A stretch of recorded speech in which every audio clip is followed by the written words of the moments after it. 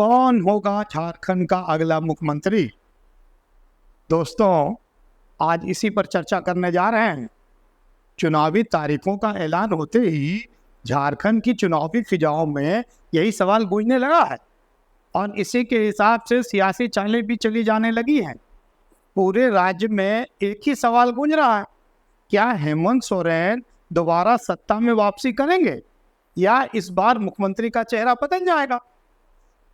क्या यह सवाल अभी प्रासंगिक है? तो जवाब है जी हाँ। यही सवाल है जो झारखंड के पूरे महीने चलने वाले चुनावी मुद्दे गढ़ेंगे। नमस्कार, मैं परवेज आलम और आप देखना शुरू कर चुके हैं the news post for you.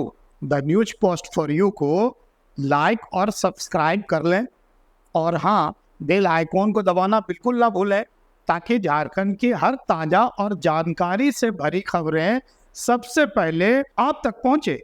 Jharkhand वो राज्य जो 15 नवंबर 2000 को बिहार से अलग होकर बना, अब एक बार फिर चुनावी बयार में डूब गया है। चुनाव की तारीखें आ गई है, लेकिन झारखंड की जनता के दिलों में अब एक ही सवाल तैर रहा है, कौन होगा झारखंड का अगला मुख्यमंत्री? 24 साल के सफर में झारखंड ने 7 मुख्यमंत्री देखे हैं, 3 बार राष्ट्रपति शासन का भी सामना किया है। सवाल यह भी है, क्या इन दशकों में झारखंड में सच में कुछ बदला है या हालात और भी खराब हुए हैं? चुनाव के बाद क्या हेमंत की सत्ता में वापसी होगी या सत्ता का चेहरा बदल जाएगा? कौन है वो चेहरे जो मुख्यमंत्री के रेस में है? आज हम झारखंड के मुख्यमंत्रियों की पूरी कहानी बताएंगे। बने रहे मेरे साथ अंत तक।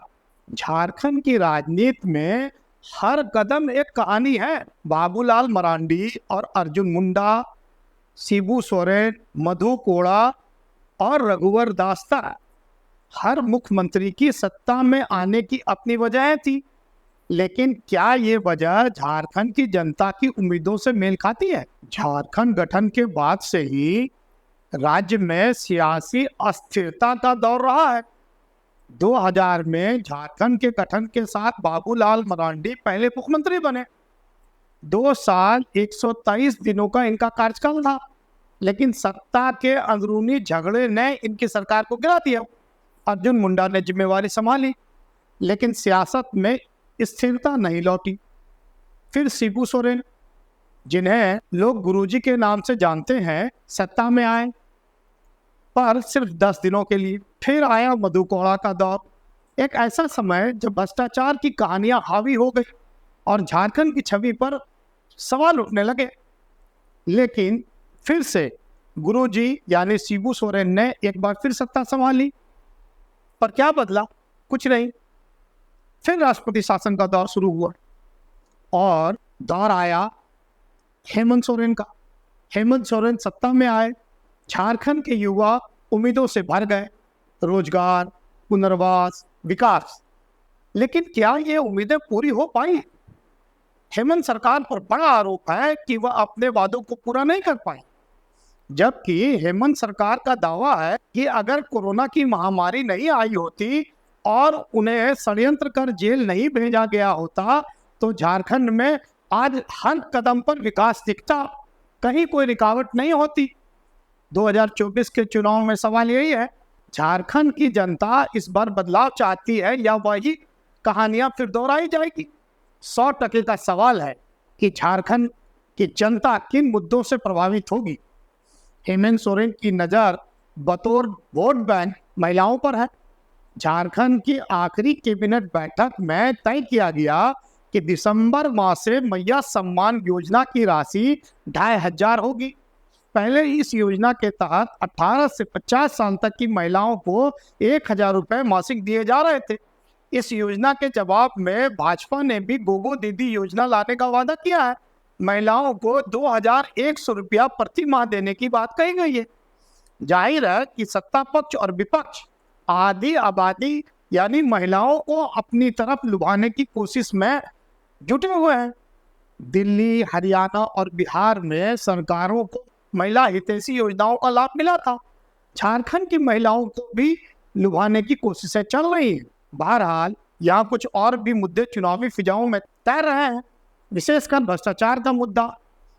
जहां मुख्यमंत्री हेमंत सोरेन की जेल यात्रा को सत्ता पर अपने तरह से भुनाने की कोशिश कर रहा है, वहीं विपक्ष भी इसे मुद्दा बनाना चाह रहा है। चंपा सोरेन की बगावत को भी बीजेपी अपने तरफ भुनाने की कोशिश कर रही है। यहाँ आदिवासी बनाम गैर आदिवासी का मसला भी बहुत बड़ा है और इसका भी असर चुनाव में देखा जा सकता है। अभी हाल में चुनाव जो हरियाणा हुआ, हरियाणा में जाट बनाम गैर जाट का बड़ा मुद्दा हुआ। कांग्रेस जाट वोट बैंकों को साधने की कोशिश में दलितों को दूर कर दिया और दलित वोट छिटक कर भाजपा की तरफ चले गए। तो क्या झारखंड में भी ऐसी चीजें देखने को मिल सकती हैं? फिलवक्त तो झारखंड में सत्ता विरोधी कोई लहर दिख नहीं रही है, क्योंकि मुख्यमंत्री हेमंत सोरेन के साथ साथ उसकी पत्नी कल्पना सोरेन ने भी पार्टी की पूरी कमान संभाल ली है। झारखंड की राजनीति में कल्पना तेजी से छाती जा रही है। जिन जिन इलाकों में कल्पना जा रही है वहां उनका असर भी दिख रहा है। नया चेहरा होने के कारण लोगों का उन पर विश्वास बढ़ रहा है। वह कई नैरेटिव गढ़ने में सफल होती दिख रही है, मगर चुनाव तक कल्पना का असर कितना रहेगा अभी नहीं कह सकते हैं। झारखंड में 13 और 20 नवंबर को चुनाव होने हैं, जबकि नतीजों का ऐलान 23 नवंबर को होगा। झारखंड के चुनाव में बेरोजगारी और जयराम महतो भी एक बड़ा फैक्टर होंगे। पेपर लीक का मामला झारखंड में बड़ा मुद्दा बनने जा रहा है। युवा सरकार से बेहद नाराज हैं। इस नाराजगी को जयराम महतो की पार्टी JLKM अपने पक्ष में भुना पाई तो झारखंड में वे गेम चेंजर साबित हो सकते हैं। NDA और इंडिया ब्लॉक दोनों नतीजे अपने पक्ष में करने में जुटे हुए हैं। यही कारण है कि झारखंड सरकार ने अपनी आखिरी कैबिनेट की बैठकों में जनता को लुभाने वाली बहुत सारी घोषणाएं कर दी हैं। साफ है कि विधानसभा चुनाव में कई स्थानीय मुद्दे हावी होंगे जो परिणाम को प्रभावित करेंगे। अब तो आने वाले वक्त में ये पता चलेगा कि किन मुद्दों से झारखंड की जनता प्रभावित हुई है। अभी तक के लिए इतना ही। मुझको दीजिए इजाज़त। नमस्कार, जोहार।